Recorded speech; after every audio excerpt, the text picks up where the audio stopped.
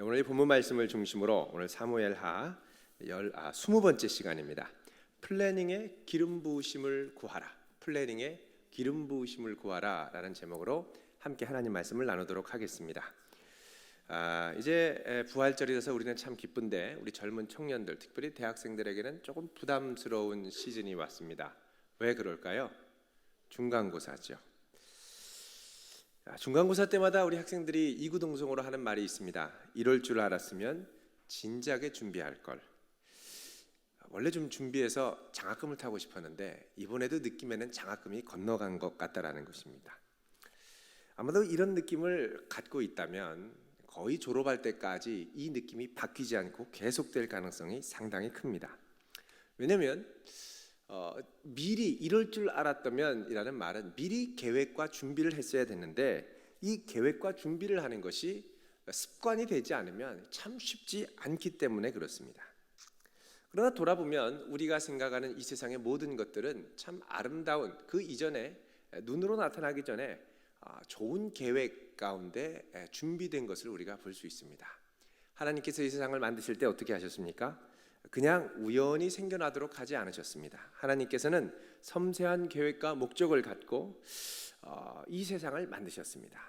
천체의 운행과 우주를 만드시고 지구의 변화와 질서를 만드시고 또 그 가운데 동식물을 만드시고 인간을 만드셨습니다. 어마어마한 섭리와 조합 가운데 우리를 만드셨는데 특별히 이런 인간에게는 하나님의 형상을 갖고 주셔서 하나님께서 우리가 살아가면서 하나님을 따라 사는데 하나님과 비슷하게 할 수 있는 행동 중에 하나가 뭐냐? 바로 계획, 플래닝을 세우는 것이라는 겁니다. 이 교회만 해도 그렇죠. 처음에 설계 단계에 있을 때 엄청나게 많은 고민과 많은 계획이 있었습니다. 그래서 이렇게 나타난 것이지 그냥 우연히 만들다 보니까 이런 모양으로 되지가 않더라는 것입니다. 자, 모든 창조 행위 이전에 계획 단계가 있습니다. 우리 텔레비전을 보면 광고가 나오죠. 광고도 우연히 나오는 것이 아닙니다. 그 30초 시간 동안에 사람들의 마음과 관심을 사고 그 마음에 사고 싶다라는 열망을 불러일으키기 위해서 엄청나게 머리 좋은 사람들이 많은 연구와 고민을 통해서 30초 안에 응축한 결과물이 뭐냐? 바로 광고라는 것입니다.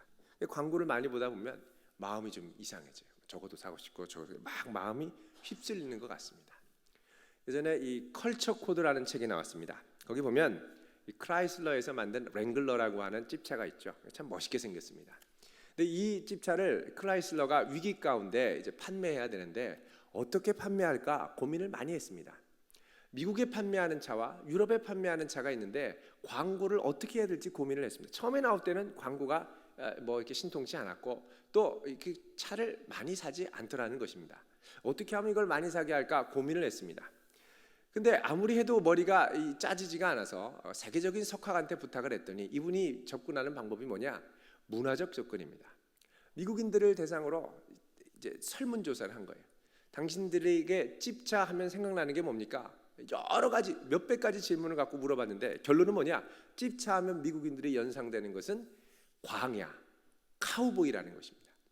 서부 개척 시대에 이 광야를 누비면서 막 어디로도 갈 수 있는 이 모험 정신, 이게 바로 이 찝차 안에 들어있다는 것입니다. 그래서 미국인들에게 찝차를 어필하는 방법은 이 서부 개척 시대의 이 카우보이의 이미지를 줘야겠구나. 그래서 미국에 파는 찝차에는 선루프라고, 당시에는 아주 파격적인 거죠. 선루프로도 만들고 그리고 아주 이렇게 터프하게 갈 수 있도록 그 바람도 훨씬 세게 들어올 수 있도록 통풍창을 넓히고 그리고서는 광고를 하는데 어떤 광고를 하느냐? 미국의 아주 유명한 이 캐년 거기를 막 정신없이 이 차가 달리는 겁니다. 그러면서 뭐 아주 거칠게 운전하고 뺑글뺑글 돌다가 이 카우보이도 같이 나오고 이 차를 타고 광야를 누려봐라. 뭐 이런 식으로 광고가 나왔습니다. 자, 이 광고가 나왔더니 미국에서 열광을 하면서 날개도 친 듯이 차들이 팔리더라는 것입니다. 그 짧은 몇십 초 안에 사람들의 마음, 미국 사람들의 마음을 확 사버린 거죠. 그런데 유럽에서는 같은 광고를 했더니 이게 안 먹히더라는 것입니다. 그럼 유럽 사람들이 생각할 때 이 찝차 하면 어떤 느낌이 들까? 또 엄청나게 고민해서 질문을 만들어가지고 수백 명, 수천 명에게 설문조사를 했습니다. 그랬더니 이 사람들이 내린 결론은 뭐냐? 이 사람들은 찝차하면 무슨 이미지가 나오냐면 2차 세계대전이 나오더라는 거예요. 2차 세계대전 때 어떻게 했느냐? 2차 세계대전 때 미군이 장성이 찝차를 타고 들어와서 독일군으로부터 해방시켜줬던 이 해방군의 이미지가 들어있더라는 것입니다. 그래서 유럽에서는 다르게 접근해야겠다. 그래서 유럽에서는 해방군의 이미지. 자, 이 찝차를 타면 이 답답하고 힘든 곳을 벗어나서 이 해방의 자유를 만끽하는 것으로, 그래서 복잡한 도시와 일상을 탈출하는 이미지로 찝차를 광고를 했더니 또 유럽에서 난리가 나면서 이 차를 사더라는 것입니다. 자, 단 30초의 광고에 그 사람들의 세계관과 관심과 모든 것을 다 담아낸 것이 광고라는 것입니다. 여러분, 드라마, 영화 우리가 볼 땐 2시간인데 그거 만들려면 몇 년이 걸리죠. 그만큼 엄청난 열정을 쏟은 배우의 플래닝이 있었다는 겁니다. 우리 젊은이들 같은 경우는 그렇습니다. 인생에 많은 꿈과 많은 결과를 얻으려고 할 때가 있습니다. 나는 이걸 하면 좋겠고, 또 시험에 합격하면 좋겠고, 좋은 직장에 취업하면 좋겠고, 좋은 애인을 만나서 결혼하면 좋겠고, 또 이 책을 많이 읽어서 유식하면 좋겠고, 좋은 이 목표들이 다 있습니다. 근데 이 좋은 목표들은 하나같이 그 결과가 딱 나타나서 좋다라고 하기 이전에 엄청난 고민과 플래닝, 계획과 전략의 시간이 있어야 하더라는 것입니다. 그래서 이 계획이 참 중요한데, 이 문제는 뭐냐? 젊은이들에게 계획 세우라고 그러면 싫어합니다. 플래닝하면 매력적으로 느껴지지 않습니다. 계획 힘들어요. 계획. 왜 계획을 세워요? 그냥 사는 것이기도 힘든데, 그 이유 중에 하나는 여태까지 내 인생의 계획이 내 뜻대로 돼본 적이 별로 없다라는 느낌 때문에 그렇습니다. 계획이 정말 신나는 일이 되려면 그 계획이 나의 계획이 되어야 됩니다. 근데 어릴 때부터 이 청년들이 이 계획을 세우기 시작한 게 언제입니까? 방학 숙제입니다. 아침 해가 떴습니다. 자리에서 일어나서 기상 6시 뭐 이렇게 쭉 적어놓고 취침 9시. 근데 실제로는 어떻게 됩니까? 기상 12시, 취침 아침 6시 뭐 이렇게 이제 바뀝니다. 그러니까 내가 이렇게 스스로 계획을 세운 게 아니라 사실 강요에 의해서 세워진 거죠. 그리고 그대로 안 하면 엄마한테 혼났습니다. 너 지금 뭐 하는 시간이야? 뭐 하는 시간이야? 그러니까 어쩔 수 없이 따르게 되더라고요. 그러니까 계획하면 타율, 억지로 해야 되는 거, 하기 싫은 거 해야 되는 걸로 짜더라는 것입니다. 그러니까 여러분, 다음에 계획 세울 때는 아예 계획을 바꾸십시오. 기상을 한 12시나 2시쯤 하시고요. 취침을 6시로 하십시오. 한 4시나 5시로 하지 마십시오. 왜? 5시 20분에는 우리 교회 새벽 기도가 있기 때문에 하루를 마감하는 의미로 새벽 기도를 드리시고 집에 가서 주무시는 걸로 그렇게 세우라고 이제 하면 자기 몸에 맞을 거예요. 워낙 밤낮을 바꿔가지고 그랬기 때문에. 근데 여러분, 만약에 이 플래닝이 정말 내가 미리 낭비할 수 있는 시간을 줄여주고 목표를 향하여 효과적으로 집중할 수 있는 기회를 주는 계획이다라는 확신과 체험이 있으면 그 다음부터는 어떻게 됩니까? 계획을 반드시 세우게 되어 있습니다. 계획 없이 움직이는 건 너무나 큰 낭비고 또 실수가 많다라는 걸 알기 때문에 축적된 경험에서 나오는 플래닝은 엄청난 힘을 갖고 있습니다. 우리 젊은이들 제가 제안하고 싶은 것은 아침에 하루를 시작할 때요, 그 전날 밤이나 아침에 일어나서 그날 할 일들을 쭉 적으시고 제일 중요한 것, 먼저 해야 될 것 딱 2가지만 놓고 간절히 기도하고 하루를 시작해 보십시오. 그리고 저녁에 자기 전에 그 하루를 하나님 앞에 반성하며 기도하십시오. 이 2가지만 아침 저녁으로 하면 엄청나게 바뀝니다. 일요일 저녁, 오늘 저녁은 가서 뭐 하냐면 한 주를 짜보십시오. 그러니까 매주의 시작을 그렇게 시작하고 마침을 그렇게 하면 삶이 엄청나게 바뀌는 것을 경험하게 될 것입니다. 그러나 이 플래닝, 계획 짜는 거에 있어서 정말 중요한 것이 하나 있습니다. 그건 뭐냐? 내가 짜는 계획, 내가 짜는 이 플래닝에 하나님이 함께 하시는 역사가 있어야 한다는 것입니다. 내 계획과 플래닝에 하나님의 기름 부으심이 있어야 합니다. 잠언 16장 9절 말씀이죠. 사람이 마음으로 자기의 길을 계획할지라도 그의 걸음을 인도하시는 이는 여호와시라라고 말씀합니다. 아무리 계획이 좋아도, 아무리 내 생각에 계획이 완벽해도 실제로 그 걸음을 하나님이 인도해 주시지 않으면 내 뜻과 내 계획이 아무리 완벽해 보여도 중간에 덜컥거리면서 쓰러지더라는 것입니다. 우리 주변에 그런 사람들을 종종 봅니다. 계획은 완벽합니다. 이대로만 되면 끝내준다고 합니다. 그러나 얼마 지나지 않아서 그 계획이 무너지면서 절망 가운데 있는 사람을 종종 우리가 볼 수가 있습니다. 계획을 세우는데 오늘 점심에 워낙 맛있다 보니까 밥 먹을 전략이 좀 없었던 것 같아요. 우리가 너무 많이 먹다 보니까 지금 약간 졸린 것 같습니다.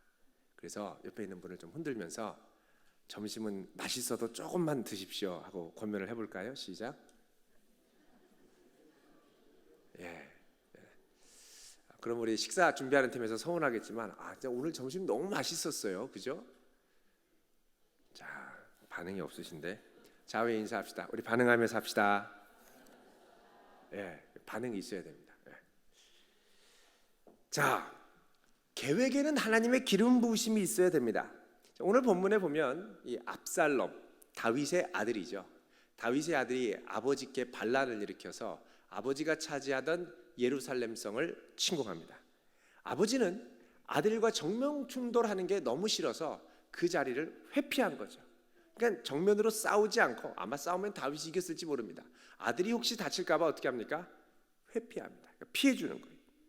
자, 피하고선 압살롬이 딱 들어가니까 거기에 이제 압살롬이 그 다음엔 어떻게 해야 될까 고민할 때 옆에서 탁월한 조언을 해주는 전략가가 한 사람이 있었습니다. 바로 아히도벨이었습니다. 자, 아히도벨은 거의 천재과였습니다. 여러분, 오목 두거나 바둑 둘 때 이거 몇 수를 앞서 부는 사람 있죠. 그렇게 해서 몇 개 이렇게 몇 집 먹고 나면 나중에 다 포위돼서 왕창 지는 경우가 있습니다. 진짜 고수죠. 근데 이런 이 고수 같은 사람이 아히도벨이었다는 것입니다. 아히도벨은 사람의 허를 찌르는 탁월한 지략가였습니다. 아히도벨이 딱 가자마자 하는 말이 뭐냐? 지금 지체하지 말고 곧바로 다윗을 쫓아가서 치십시오. 그럼 백성들이 허둥지둥하고 다윗은 설마 압살롬 당신이 여기까지 쫓아올 줄 생각하지 못할 겁니다. 왜요? 다윗 생각할 때 압살롬은 그냥 이스라엘에 입성하는 것으로 만족하고 거기 있겠지. 그러면 조금 있다가 우리가 전열을 정비해서 다시 들어가야지. 이렇게 생각했을 거라는 거예요. 그 생각이 정확한 예측이었습니다. 예측이 정확했어요. 자, 여태까지 아히도벨은 이 압살롬한테 몇 가지 조언을 탁월하게 한 적이 있습니다. 그 대표적인 것 중에 하나가 뭐냐? 예루살렘에 입성하자마자 당신의 그 아버지의 후궁을 전부 다 대낮에 취하십시오. 범하십시오. 그러면 당신이 진정한 왕으로서 준비가 될 것입니다. 그게 바로 16장 21절의 제안이죠. 아히도벨이 압살롬에게 이르되 왕의 아버지가 남겨도 왕궁을 지키게 한 후궁들과 더불어 동침하소서. 그러면 당신의 힘이 더 강력해질 것입니다. 그 말대로 한번 했었습니다. 그런데 이 아히도벨의 전략의 특징이 있습니다. 그렇게 하면 효과는 확실해요. 탁월해요. 수단과 방법을 가리지 않고 탁월한 효과를 거두게 해요. 근데 문제는 뭐냐? 그대로 하면 마음이 좀 뭐라 그러죠? 껄쩍지근합니다. 여러분, 대낮에 아버지의 후궁을 10명이나 범하고 그게 마음이 편하겠습니까? 근데 그렇게 하면 자기의 권력이 돌아오는 건 사실이에요. 그러니까 방법과 효과는 탁월한데 그대로 가기에는 마음이 자꾸 찔리고 불편한 겁니다. 근데 이번에도 그렇게 해서 딱 후궁 10명을 범하고 나니까 아히도벨이 압살롬한테 가서 또 얘기를 합니다. 뭐라고 그러냐면 17장 1절이죠. 저에게 12,000명을 주십시오. 그러면 오늘 밤에 내가 일어나서 다윗의 뒤를 추격해서 백성들이 우왕좌왕한 틈에 다윗만 죽이고 나머지 남은 백성들을 싹 다 압살롬 당신 편으로 데려오겠습니다. 그러면 모든 백성이 평안할 것입니다. 이대로 가면 100% 적중합니다. 근데 이걸 한번 경험해봤던 이 아히도벨의 조언을 경험해봤던 압살롬이 마음이 조금 불편해요. 그러니까 지적으로는 탁월하다라는 감탄사가 나옵니다. 4절 보십시오. 같이 읽어볼까요? 시작. 압살롬과 이스라엘 장로들이 다 그 말을 옳게 여기더라. 맞다, 탁월하다. 그런데 압살롬이 왠지 좀 불편한 거예요. 그래서 뭐라 그러냐면 5절에 아렉 사람 후세도 불러라. 우리가 이제 그의 말도 듣자. 자, 다윗을 따라가려고 그러다가 다윗이 넌 그러지 말고 스파이로 거기 안에 들어가 있어 하고 심어놓은 첩자가 누구냐? 후세입니다. 압살롬이 후세한테 너 왜 왔어? 그랬더니 무슨 말씀입니까? 제가 섬기던 다윗 이제 도망가지 않았습니까? 이곳의 주인은 진정 당신 압살롬인데 제가 당신을 당연히 섬겨야죠. 그래서 이 압살롬이 데려왔습니다. 그런데 이 후세가 있는데 이 압살롬의 마음이 조금 불편했던지 그러지 말고 우리 아렉 사람 후세 얘기도 들어보자 하고 가서 후세한테 얘기합니다. 야, 아히도벨이 이러저러하게 이차저차해서 나한테 말을 하는데 너는 어떻게 생각하냐? 그 얘기를 들으니까 이 후세가 등에서 식은땀이 나요. 왜요? 이대로 갔다간 다윗이 죽을 것 같거든요. 그래서 하는 말이 뭐냐? 7절 같이 읽어보겠습니다. 시작. 후세가 압살롬에게 이르되 이번에는 아히도벨이 베푼 계략이 좋지 않습니다. 아히도벨이 한 얘기는 좋을 것 같은데 안 좋아요. 여러분은 일단 부정적으로 때리고 나면 부정적인 인식이 계속 있습니다. 그 사람이 처음 말할 때가 참 중요합니다. 처음 말할 때가 참 중요해요. 예를 들면 여러분 남자친구 여자친구 새로 생기잖아요. 자기 친구한테 가서 야, 내 여자친구야. 근데 그 친구가 처음 말이 왜 저런 애를 사귀냐 이러면 괜히 기분이 나빠지죠. 근데 딱 얘 어떻게 생각해? 그런데 주변 친구가 우와 어떻게 그런 애를 만났냐 막 감동하면 하늘로 올라갑니다. 근데 처음부터 반응이 부정적이면 이제 계속 만나면서 한 주 동안 고민해요. 내가 얘를 괜히 만났나? 정말 그런가? 헤어져야 되나? 여기서 벗어나지 못하면 그 다음 주에 헤어집니다. 첫 말이 참 중요합니다. 근데 뭐라고 그랬냐? 이 후세는 그 계획 영 아닙니다. 이거 영 아닙니다. 왜 그러냐? 그랬더니 이유를 몇 가지 얘기하는데 이 8절부터 보면 처음에는 이렇게 얘기를 합니다. 8절에 보면 다윗은 용사입니다. 지금 나라를 뺏기고 수도를 뺏겨서 격분했는데 전쟁을 그동안 얼마나 다윗이 많이 싸웠냐는 거예요. 특히 다윗은 숨바꼭질의 명수였다는 겁니다. 사울왕이 잡으러 갈 때 늘 굴에 숨었어요. 굴에 숨어서 사울왕의 이 망토를 잘라내고 굴에 숨어서 사울왕의 물통과 창을 훔치고 하여간 숨어 있는데 명수였습니다. 그 9절에 그가 어느 굴에 어느 곳에 숨어 있으리니 혹 압살롬 당신의 부하 중에 몇이 덤볐다가 먼저 엎드려지면 먼저 쓰러지면 그 소문이 나서 압살롬 왕이 별로다라는 얘기를 듣고 위신이 떨어질 거란 얘기예요. 그러니까 그러지 말고 우리는 전면전을 해야 됩니다 라고 얘기를 했습니다. 그래서 11절에 나는 이렇게 계략을 세웠습니다. 이스라엘을 단부터 부엘세바까지. 그 말은 뭐냐? 제주도부터 저기 뭡니까? 평화무장지대 연천 전국 거기까지 하여간 다 모아서 사람들을 나가서 싸우게 합시다. 전면전을 해야 이깁니다. 그래서 13절에 만약에 다윗이 어느 성에 도망갔으면 우리가 병사들을 많이 모아서 밧줄을 가져와 가지고 그가 숨은 이 성을 확 들어가지고서는 끌어내서 강으로 집어넣을 정도로 우리가 싸워서 이길 수 있습니다. 이렇게 얘기했습니다. 근데 요건 또 이제 압살롬의 마음에 좀 마음에 든 게 이왕 이기면 기습해서 이기는 것보단 전면전으로 이기는 게 좋지 않습니까? 그러니까 내 왕으로서 내 위신이 좀 떨어지는 것보다는 대의 명분을 갖고 싸우는 게 좋아 보이는 것 같습니다. 그러니까 압살롬이 후세의 계략이 낫다. 그 옆에 듣던 사람도 후세의 계략이 낫다. 다 좋다고 그러니까 그 주변에 있는 사람들 더 좋다고 그래요. 원래는 그게 아니니까 사실을 정확하게 알면 이게 안 되는 계획인데 다 좋다고 칭찬하니까 다른 사람들도 그냥 동의하려고 하는 거예요. 자, 그러면 우리가 이 아히도벨의 계략을 물리치고 이 후세의 계략을 따라가자 얘기를 합니다. 자, 이 계획으로 얘기하면 이 아히도벨의 계획이 훨씬 좋았는데 결국 거절당하더라는 것입니다. 그 이유가 뭐냐? 14절 후반부는 이렇게 얘기를 합니다. 이는 여호와께서 압살롬에게 화를 내리려 하사 아히도벨의 좋은 계략을 물리치라고 명령하셨습니다.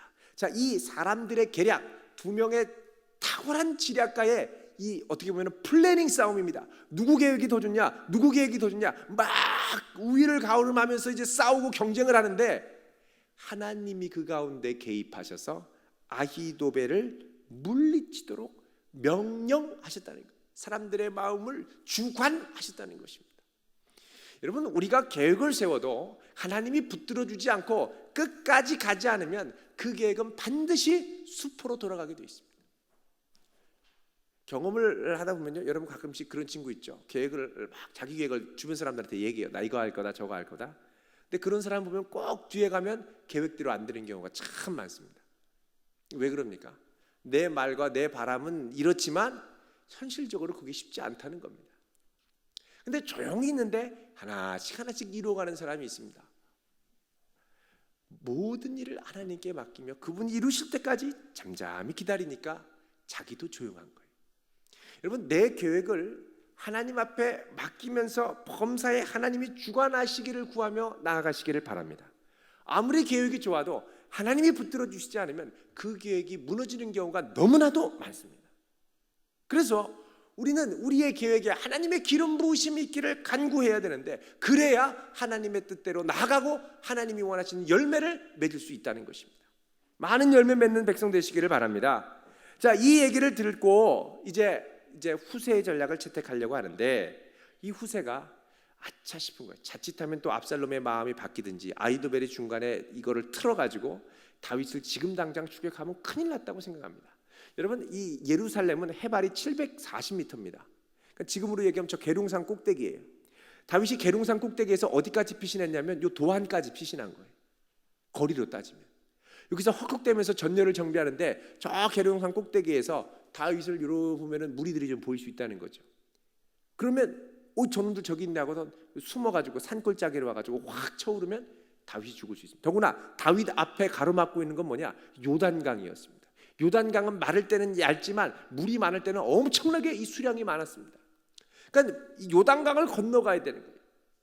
저기 그 공주 가다 보면은 그게 무슨 강입니까? 금강이죠, 금강. 금강 건너가는 정도로 건너가야 되는 거예요.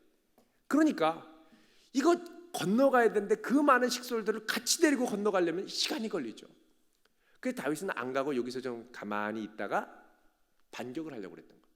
근데 자칫하면 공격받을 수 있으니까 어떻게 하냐면, 다윗을 따르겠다고 그렇게 다짐했던 두 명의 제사장이 있죠. 누구냐면 여기 17절에 요나단과 아히마아스입니다.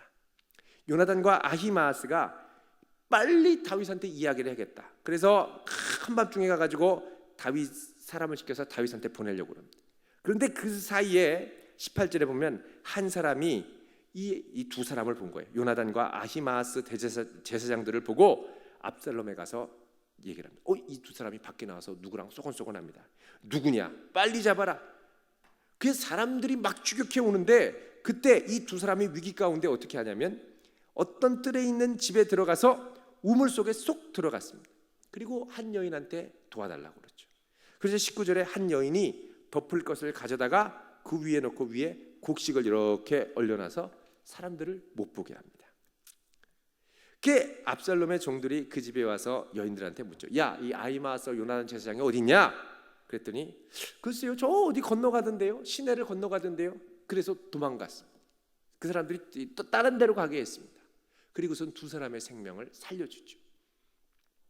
이런 거 보면요, 위기 가운데는 여인들의 도움을 받을 필요가 있습니다. 절대절명의 위기 가운데 여인들이 도와주세요. 그리고 여인들은 배신도 잘 안 해요.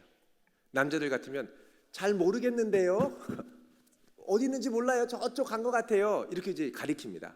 근데 여인들은 진짜 모르겠는데요, 저기로.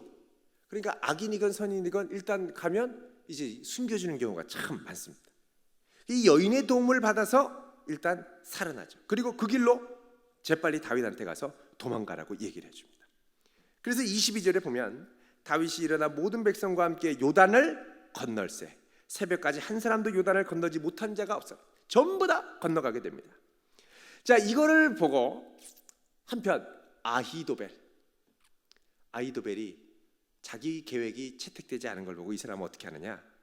확실히 탁월한 사람은 죽는 방법도 몇 수 앞서가는 것 같아요. 이러다가 나중에 다윗이 오고 내가 죽을 것을 안 이 아히도벨은 나귀의 안장을 지우고 집으로 가서 거기서 자기 집을 싹 정리하고 짐 정리하고 그런 다음에 스스로 목매달아 죽었습니다. 스스로 자살한 거예요. 이러고서 자기의 생명을 끝내버리게 됩니다. 결국 탁월한 계획이었음에도 불구하고 그 계획이 무너지니까 아히도벨은 자살하게 됩니다. 천재의 죽음입니다. 천재의 죽음. 여러분, 결국 아무리 계획이 뛰어날지라도 하나님이 붙들어 주시는 긍휼과 자비가 없으면 그 계획은 무너지는 경우가 참 많습니다.